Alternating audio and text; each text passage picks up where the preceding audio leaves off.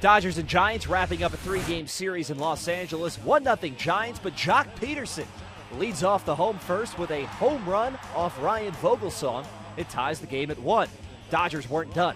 Later in the inning with 2 outs, Adrian Gonzalez, his 8th of the season, puts LA in front, and they kept on going. A 2-run shot for Andre Ethier, that's his 3rd. It's 4-1 Dodgers. Then Ethier got it done in the field. Joe Panik with a drive to right field. What a catch in right from Ethier. Saved a couple of runs and backing up Zack Greinke. Then, bottom 3, Jimmy Rollins with his 2nd home run of the year. Dodgers had 4 hits at this point. They were all home runs. And they were more than enough for Zack Greinke. Greinke's been dominant against the NL West in his career, and after a 6-strikeout performance over 6 innings of work, he's 22-1 with a 1.95 ERA against the division.